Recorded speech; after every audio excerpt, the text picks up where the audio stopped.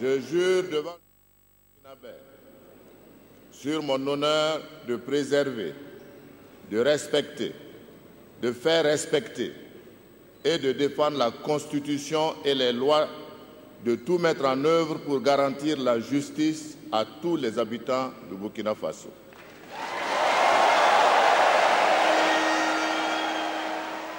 C'est fait, Roch Marc Christian Kaboré a été officiellement installé dans ses fonctions de président du Faso. La cérémonie de prestation de serment s'est déroulée aujourd'hui en présence d'une dizaine de chefs d'État.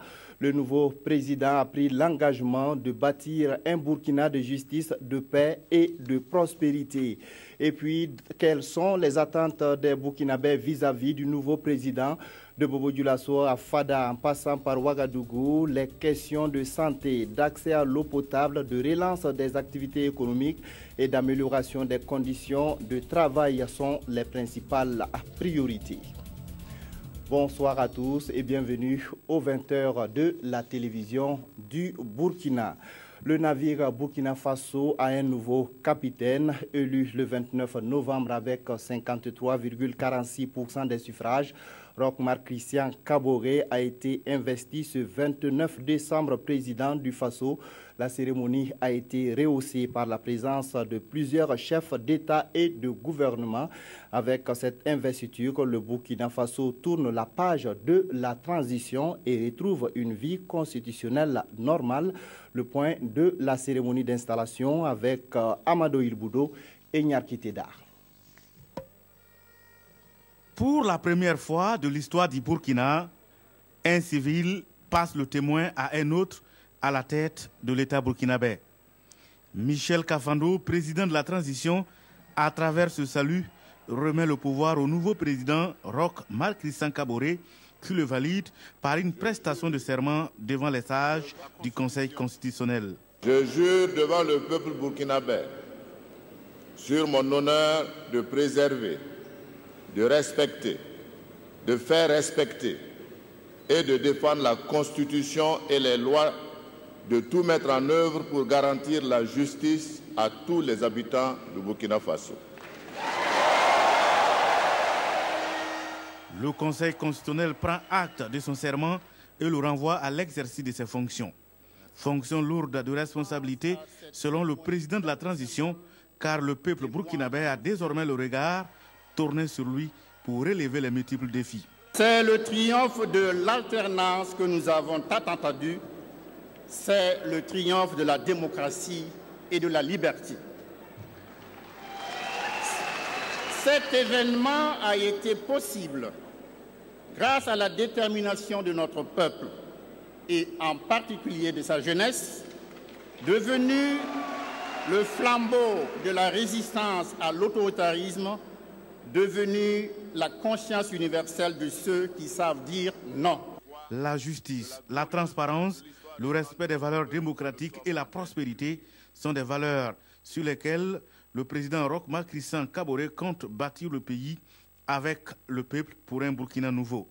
Avec les élections couplées présidentielles et législatives du 29 novembre dernier, un jour nouveau se lève au Burkina Faso, chargé d'espoir pour un lendemain meilleur.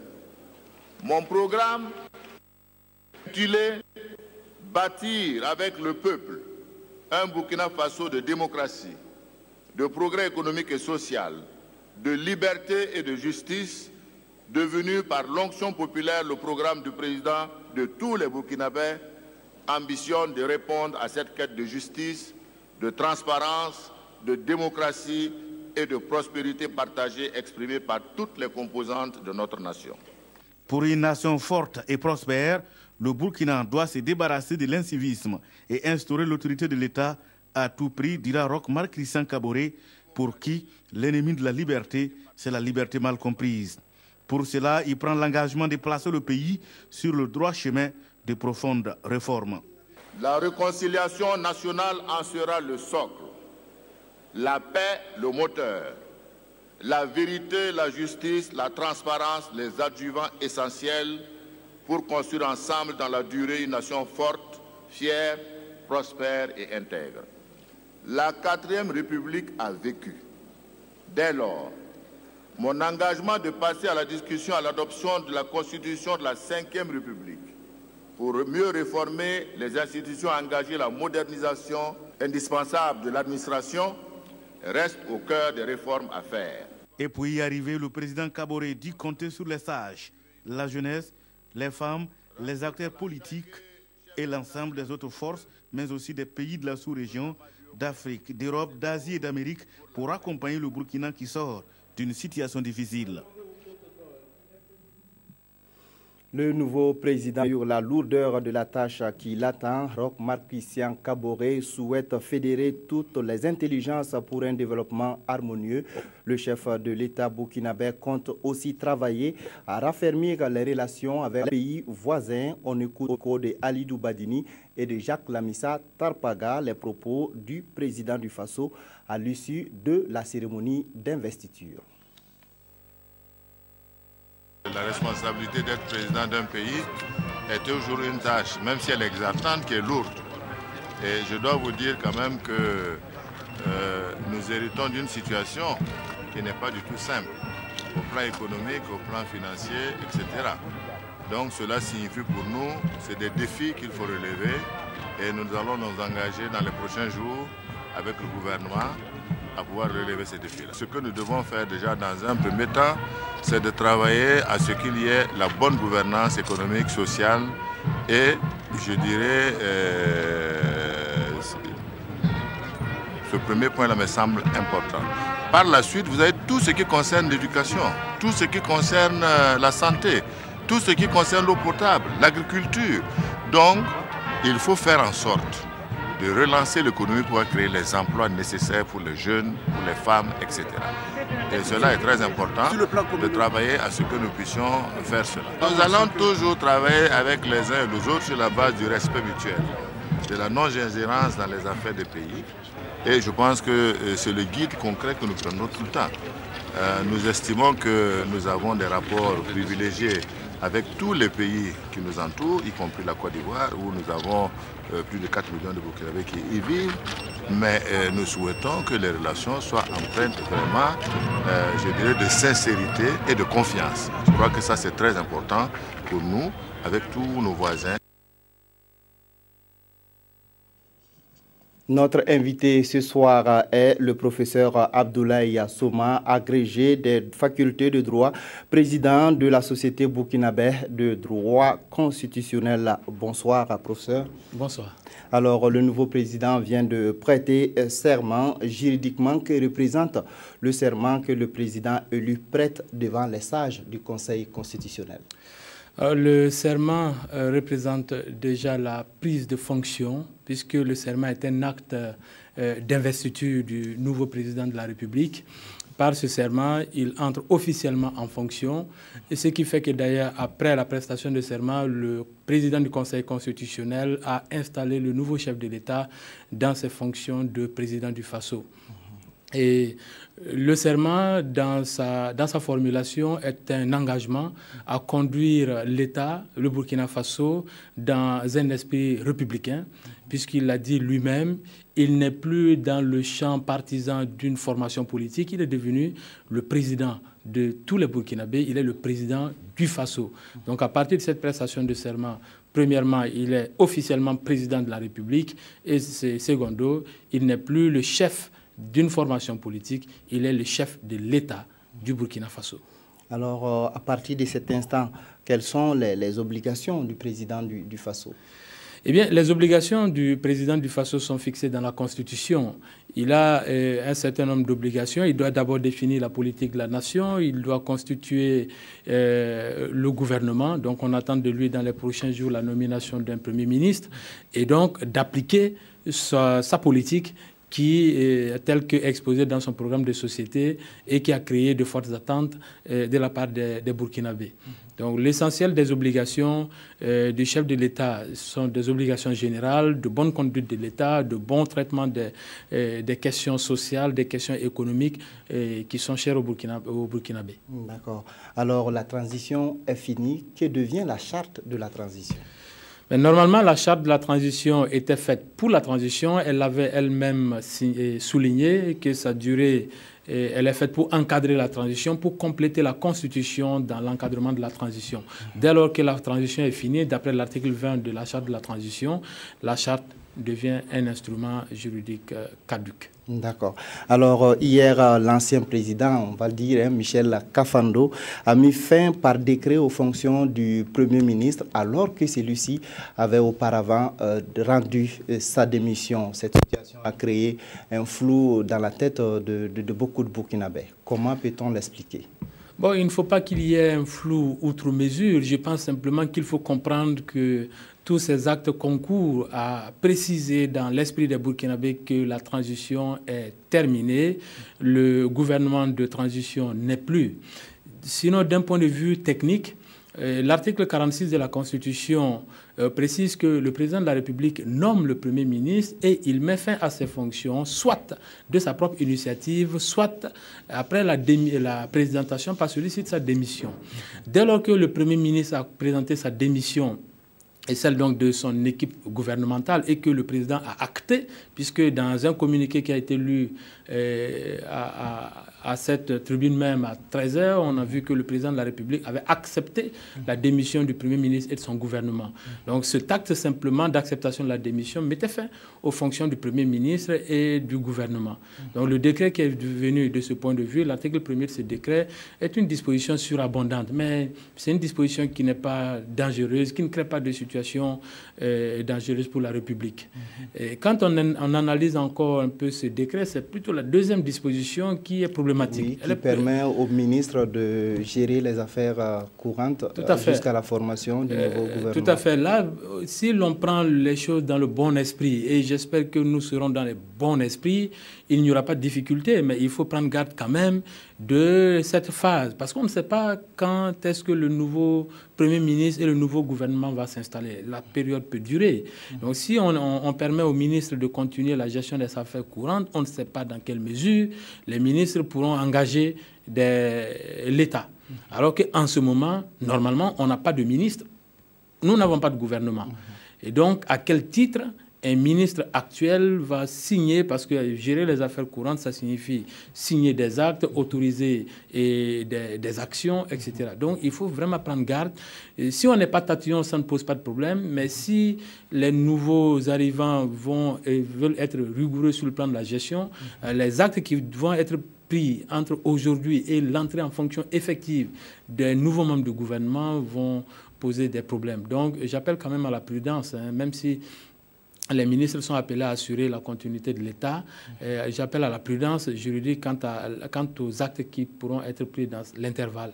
Parce que dans la normalité républicaine et dans la coutume politique et constitutionnelle, à la démission des ministres, en fait, ce sont les secrétaires généraux qui assurent la continuité du département. Un ministre n'est pas un intérimaire, il n'est pas un gérant, il est ministre. Et c'est une fonction hautement républicaine, elle est pleine et entière. Donc, normalement, un ministre n'est pas fait pour gérer des affaires courantes. Mais bon, prenons les choses dans le bon sens. La transition a fait ce qu'elle a pu, elle est terminée, et dans une atmosphère tout à fait honorable pour le Burkina Faso, tout le monde s'en félicite. Donc, on espère que ce bon esprit démocratique et républicain va continuer à guider chacun de nous dans la gestion des affaires publiques de l'État. Merci à vous, professeur Abdoulaye Soma, agrégé des facultés de droit et président de la Société burkinabé de droit constitutionnel. On poursuit ce journal. Après la cérémonie d'investiture, le nouveau président a eu droit à une escorte d'honneur. Roch-Marc Christian Kaboré a quitté le palais des sports accompagné de la cavalerie et de l'escorte de la gendarmerie. Des instants que je vous propose de suivre avec Roger Cam et Pascal Kani. À l'entrée du palais des sports du président Michel Kafando, Kampo dit merci pour le travail bien fait. Et lorsque le président élu est escorté par deux sages du Conseil constitutionnel. Voici c'est à quoi le nouveau président du Faso doit désormais s'attendre. Une escorte d'honneur dans ses déplacements officiels. Juste après avoir prêté serment et porté les attributs du pouvoir, Roch-Marc Christian Kaboré fait son premier déplacement de chef d'État. Et cela s'est fait en escorte d'honneur, comme le veut le protocole. Alors, dès sa sortie du palais des sports, la cavalerie et l'escorte d'honneur de la gendarmerie nationale se sont mises en branle.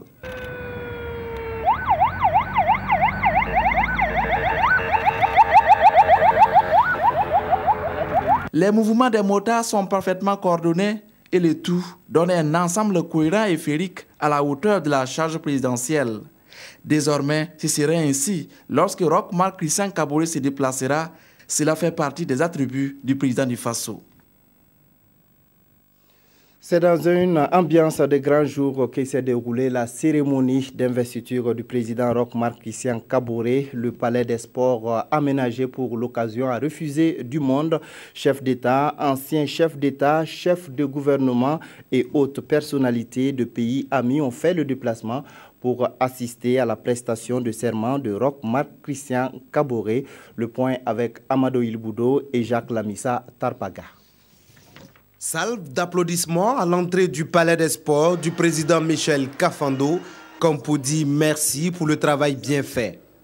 Et lorsque le président élu est escorté par 2 sages du Conseil constitutionnel, la salle est en ébullition.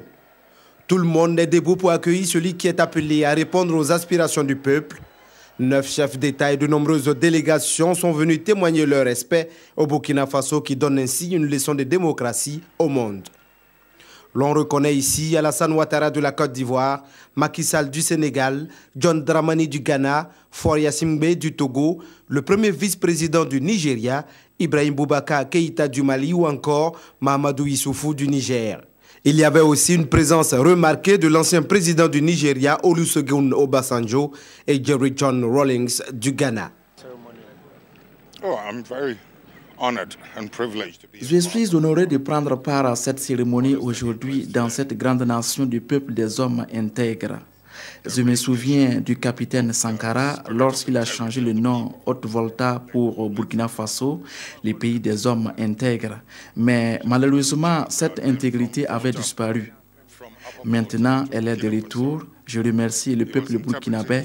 Je remercie le peuple d'avoir exprimé ce qu'il veut. Je pense que c'est un grand jour pour le Burkina Faso, un grand jour pour l'Afrique de l'Ouest et toute l'Afrique. Après 3 décennies de régime militaire, nous assistons au retour d'une démocratie civile. Je suis heureux d'y prendre part.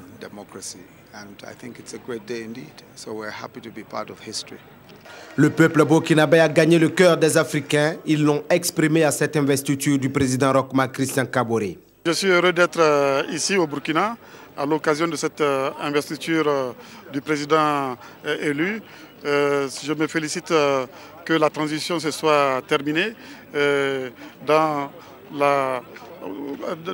une situation qui permet de satisfaire un peu aux aspirations du peuple burkinabé. Donc je souhaite beaucoup de chance, beaucoup de succès au nouveau président et beaucoup de progrès pour le peuple burkinabé. Nous attendions que l'arrivée au pouvoir du président Roch Kaboré contribue à raffermir les liens d'amitié et de fraternité entre nos 2 peuples, contribue à consolider la paix entre les 2 pays et à faire avancer la démocratie et la réconciliation nationale en Côte d'Ivoire.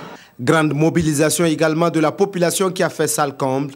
Les institutions étaient toutes représentées. Un fait et non des moindres, l'ensemble des candidats à la présidentielle sont présents. Le discours est un discours très rassembleur. Chaque Burkinabé interpellé a conjugué tous ses efforts dans la construction donc, de cette nouvelle ère qui s'ouvre. La dévolution du pouvoir après la transition n'a pas été simple. Tous les chantiers sont ouverts et je pense qu'il appartient au nouveau chef de l'État, M. Roch Marc Christian Kaboré, de savoir rassembler autour de lui toutes ses forces vives. C'est comme l'a dit le président entrant, c'est une victoire de tout le monde. Pas un parti politique, pas un groupe, pas une région, mais c'est le peuple qui a vaincu le mal. C'est le peuple qui a construit la paix. Le Burkina Faso s'ouvre ainsi une nouvelle ère. Tous les regards sont tournés vers les premières actions du nouveau président. Et le nouveau président pourra compter sur les conseils des sages de ses collaborateurs, mais aussi de ceux de son père. Charles Bila Kaboré, vice-gouverneur de la BCEAO à la retraite, s'est dit fier de l'accession de son fils à la magistrature suprême. Il compte mettre son expérience au service du nouveau président. Kwale Nebié, Evelyne Dabiré. Charles Bila Kaboré, les 85 ans bien sonnés, il est le père de Roch-Marc Christian Kaboré, président nouvellement investi. C'est à son domicile dans le quartier d'Apoya à Ouagadougou qu'il nous a reçus pour nous livrer ses sentiments. On a un fils qui est président, on est satisfait, on est content. Toute la famille se réjouit. Tout ce que je lui souhaite évidemment, c'est de réussir sa mission. Je pense qu'avec la patience que je lui connais, la modération aussi que je lui connais, il pourra remplir sa mission. Si je vois aussi qu'il y a des choses qui ne vont pas bien, je suis obligé de lui dire, ça c'est mon devoir de père et d'aîné. Si le fils est aujourd'hui président du Faso, le père Charles Bila Kaboré avait été proposé à la magistrature suprême en son temps. En ce moment, j'étais vice-gouverneur de la Banque centrale des États d'Afrique de l'Ouest et j'étais à Dakar. Mes camarades ici du bureau politique et du comité directeur m'ont choisi comme candidat aux élections présidentielles. Malheureusement, je n'ai pas pu donner une réponse favorable pour des raisons personnelles. Par le fait aussi que j'avais quitté déjà le pays il y a quelques années. Et qu'au point de vue politique, il ne faut pas trop s'éloigner des électeurs et s'absenter pendant longtemps et vouloir encore briguer la magistrature suprême. Il y a 37 ans maintenant. C'était en 78. Comme si une prophétie disait qu'un Kaboré de cette famille deviendrait président de ce pays. Enfin, peut-être le bon Dieu sait ce qu'il fait. Voilà. Nous nous sommes rendus également dans le village du président Kaboré. Quelle est l'ambiance qui a régné à Turé dans le plateau central en ces jours d'investiture de Roch-Marc Christian Kaboré? La réponse, c'est avec Frédéric Etienne Bassenga. Turé dans le Ganzourgou, le village de Roch-Marc Christian Kaboré. Dans cette localité située à 15 km de Zorgo, aucune ambiance particulière.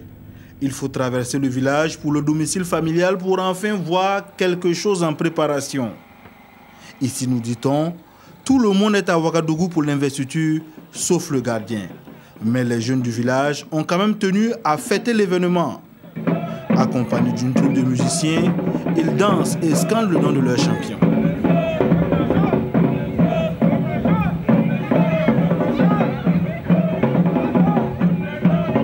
On attendait le Roch de faire tout possible pour travailler. Travailler. Il est un Tinsobembila. Le Tinsoba doit travailler jusqu'à la fin de ce qu'il pourra faire. Il doit travailler très bien pour que tous les gens soient contents. Les jeunes, les femmes doivent être contents. Tous les Burkinabés doivent connaître que c'est le vrai changement. Bien qu'ils ne suivent pas le direct de l'investiture de Roch-Marc Christian Kaboré, délestage oblige, une chose est sûre pour eux, un des enfants de Turé est à la tête du Burkina et c'est ce qui importe. À Bobo-Dioulasso, la capitale économique burkinabé, les populations fondent beaucoup d'espoir sur le nouveau président. Elles attendent particulièrement la réhabilitation de l'hôpital Sanou Souro et le renouveau industriel de la ville. Hassan Gouragou et Karim Sissé. Bobo-Dioulasso, capitale économique du Burkina Faso, a pourtant du mal à décoller sur le plan économique. C'est le constat qui se dégage une fois qu'on foule le sol de la zone industrielle. Grève par-ci, menace de fermeture d'usines par-là, bref, les opérateurs économiques ne savent plus où donner de la tête. À cela s'ajoute le problème de chômage de la jeunesse. Le nouveau président doit avoir un œil vraiment regardant sur le chômage de la jeunesse dans la capitale économique. C'est un problème vraiment qui mine le développement de cette capitale économique-là. Il y a des entreprises qui sont dans la zone commerciale qui ont du mal à fonctionner. Je pense que le nouveau président devait mettre les moyens, devait donner les moyens à ces entreprises-là d'accroître les chiffres d'affaires afin d'employer le maximum de jeunes possible. Si les gens pouvaient venir réellement, sortir, circuler, voir les jeunes dans les chantiers, comme ils tournent pour demander des emplois, ils pourront comprendre que réellement ici, ce n'est pas le jeu. L'état des infrastructures routières et sanitaires est déplorable. La plupart de ces infrastructures sont soit dégradées, soit dépassées. Le président et ses staffs sont au courant de tout ce qui se passe au niveau de la santé à Bobo. Alors on n'a pas besoin de les interpeller pour ça. Ils savent, eux-mêmes, ils ont déjà promis de mettre un accent particulier sur la santé des Bobolais. L'hôpital de Bobo est dépassé. Ça, il faut le dire. Au jour d'aujourd'hui, on devrait avoir au moins 2 hôpitaux à Bobo. Pas de sol sur Rousson. On a tellement construit à l'intérieur qu'il n'y a même plus de place pour circuler. Il faut de vrais hôpitaux. Avec les scanners, les appareils de dialyse. On n'en a pas. On prend l'exemple de la rue Nelson Mandela, qu'ils ont déjà commencé. Ça fait des années qu'on parle de ça et jusqu'à maintenant, on ne voit pas les réalisations concrètes. C'est en cours. Mais tout en temps, c'est en cours, mais on ne voit pas les réalisations concrètes. L'une des priorités qui devrait urgemment être prise en compte par le nouveau président, selon le Bobolais, est sans conteste la crise qui secoue actuellement l'Université Polytechnique de Bobo-Dioulasso. Côté universitaire, nous avons vu depuis quelque temps les manifestations des étudiants qui se plaignent de quelques manques au niveau de leur, voilà, du chez nous. Voilà. Alors il faut réellement voir aussi de ce côté-là pour que chacun ait réellement l'opportunité de poursuivre ses études dans le calme, voilà, et dans la sérénité. De l'avis des Bobolais, si tous ces aspects sont pris en compte, la cité de Sia pourrait retrouver son lustre d'antan. Respect des engagements pris pendant la campagne électorale et surtout lutte contre l'insécurité, ce sont entre autres les attentes des populations de la ville de Fada. Les Fadalais espèrent aussi que le nouveau locataire de Kosiam va travailler à restaurer l'autorité de l'État et à lutter contre la corruption. Le point avec Mahamadi Ouedraogo et Fousseni Traoré.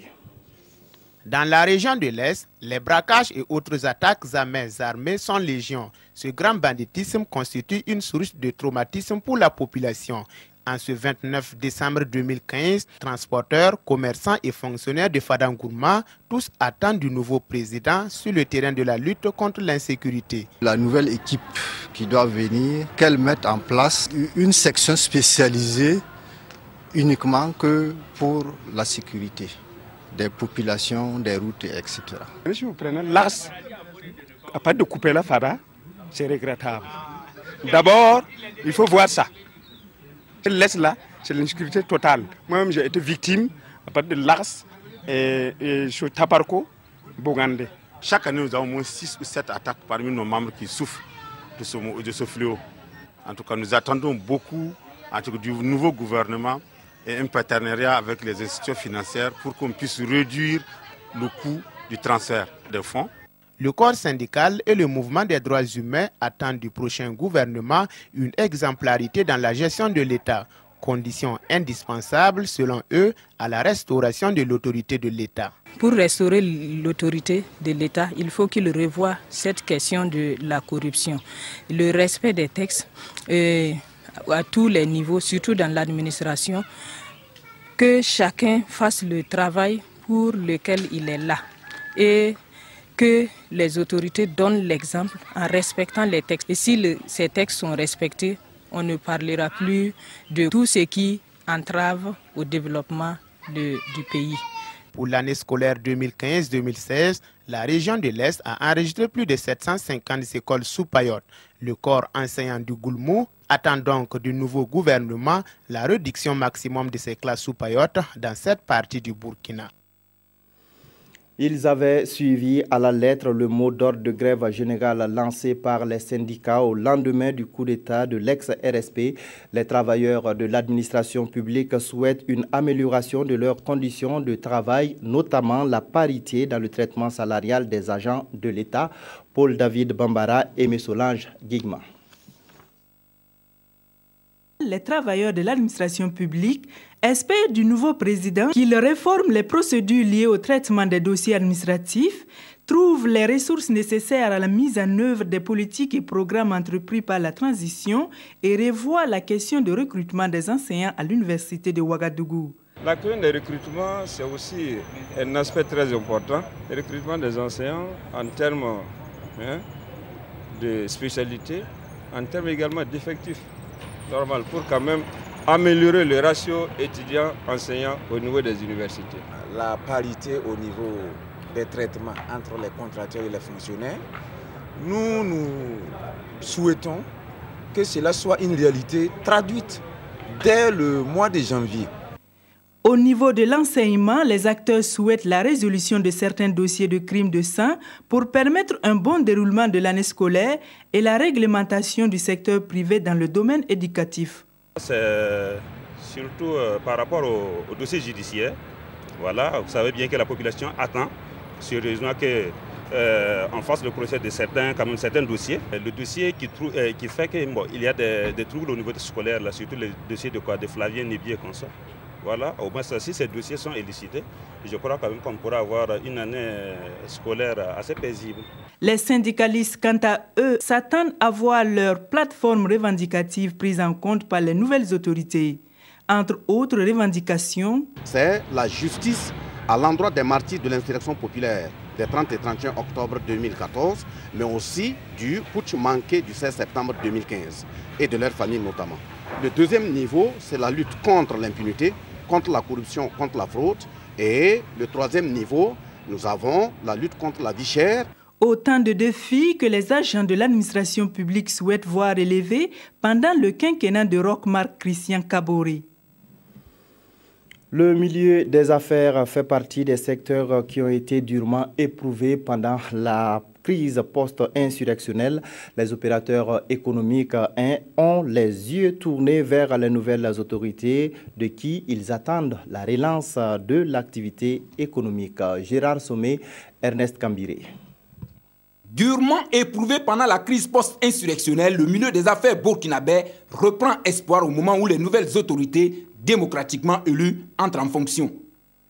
Entre besoin de financement pour relancer le milieu des affaires, moteur de l'économie burkinabé, les réformes économiques nécessaires et le besoin pressant d'un cadre propice, d'un environnement idéal pour le développement des affaires, les attentes des hommes d'affaires burkinabés sont nombreuses. Nous attendons rapidement qu'ils mettent un programme de relance de l'économie en place. Et je pense que ça va se faire parce que vous savez, c'est l'économie le moteur du développement. Donc pour ça, il faut bien la création des entreprises et de l'emploi. Aujourd'hui, tous les opérateurs économiques ont des problèmes. Donc, moi j'attends qu'il n'y ait qu'à voir le côté des opérateurs économiques. C'est très très difficile. Donner un peu de crédit à les opérateurs économiques pour qu'ils puissent recommencer le boulot. Parce que ça fait 2 ans qu'on ne travaille pas. Avoir des financements pour faire occuper les places de travailleurs. S'il n'y a pas d'employés, il ne peut pas avancer le pays. Nous attendons de lui qu'il assainisse le secteur de la justice et qu'il réussisse à instaurer en tout cas une atmosphère des affaires à la hauteur de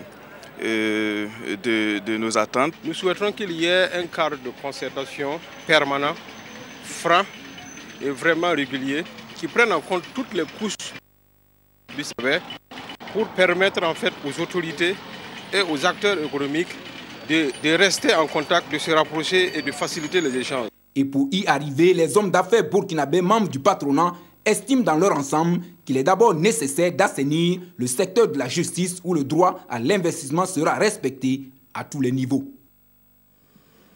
À côté des hommes d'affaires, il y a les acteurs du secteur informel qui contribuent fortement à la création de richesses. Leurs préoccupations se résument à l'amélioration de leurs conditions de travail, notamment l'accès au microcrédit. Nongbakouda Issa Lankwande. Pendant que l'avenir politique du Burkina se joue au Palais des Sports de Ouagadougou avec l'investiture du nouveau président, eux sont comme tous les jours à leur poste de travail. Ils sont mécaniciens, vendeuses de fruits, quincailleurs ou conducteurs de taxi. Pour eux, l'avenir se joue plutôt dans la bonne marche de leurs activités. Et c'est tout naturellement qu'ils espèrent beaucoup des nouvelles autorités. Les prêts que nous donnent là, ce sont des petits prêts, on ne peut même pas travailler. 150 000 francs et 200 000 francs, on ne peut pas prendre ça pour faire quelque chose du tout. Donc on veut qu'ils voient les garanties et consorts là. Ils n'ont qu'à voir pour que nous faciliter les choses pour qu'on puisse s'en sortir. Alléger les impôts pour nous, quoi. Surtout les impôts là, qui nous dérangent beaucoup. Voilà. Dans les non-lotis, il n'y a pas d'eau, même pas pour boire. Alors, notre souhait est que ce problème trouve solution. Il nous manque de l'argent pour faire prospérer nos commerces. Nous avons besoin d'argent et de santé. D'améliorer notre condition de travail. Premièrement, le carburant. Nous aider à avoir de microfinance, c'est-à-dire des prêts pour pouvoir renouveler les véhicules. Si leurs préoccupations premières se résument à l'amélioration de leurs conditions de vie et de travail, ils souhaitent tout autant que des valeurs comme justice et bonne gouvernance soient la boussole du quinquennat de celui qui doit conduire le Burkina vers de lendemains meilleurs. L'aéroport de Ouagadougou était particulièrement animé cet après-midi. La plupart des chefs d'État et de gouvernement et les personnalités de pays amis qui ont assisté à l'installation de Roch Marc Christian Kaboré ont quitté Ouagadougou. Ils sont venus témoigner de leur soutien et de leur amitié au nouveau président et au peuple burkinabé. Le film des départs sans commentaire avec Abdelaziz Yagibou et Yacouba Gamene.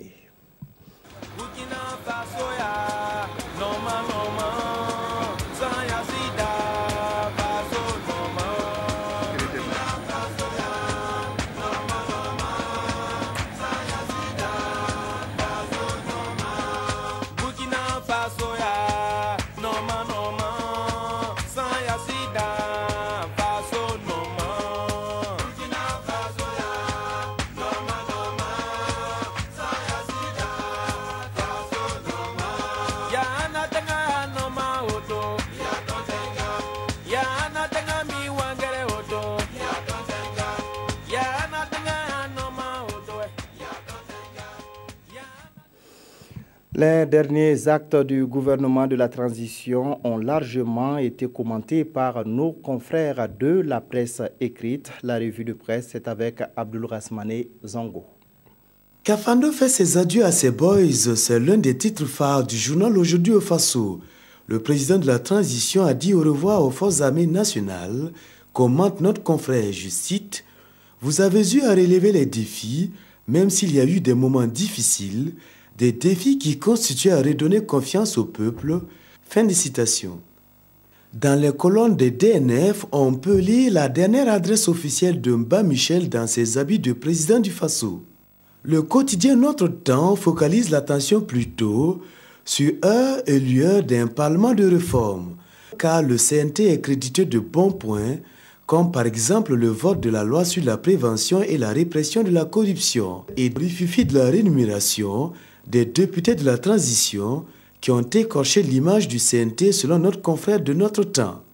Le gouvernement Zida a présenté sa démission hier lundi, relève des NF, une démission conforme à la charte de la transition, une transition qui aura duré 13 mois et entérine aujourd'hui l'investiture du président nouvellement élu. Et selon toujours DNF, c'est le retour de notre pays à une vie constitutionnelle normale. Le quotidien d'État citoyen, pour sa part, note que des attentes multiples sont légion lors du premier mandat du président Roch Marc Christian Kaboré. Alors que dans le journal Notre Temps, le premier ministre sortant Yacouba Isaac Zida Élu favorable à un audit de la transition, le quotidien Le Pays relaie plutôt l'inquiétude d'un citoyen qui s'interroge de la sorte. Quel est le Premier ministre pour le renouveau démocratique? C'est la fin de cette édition. Je vous retrouve tout à l'heure à 22h15 pour l'édition synthèse.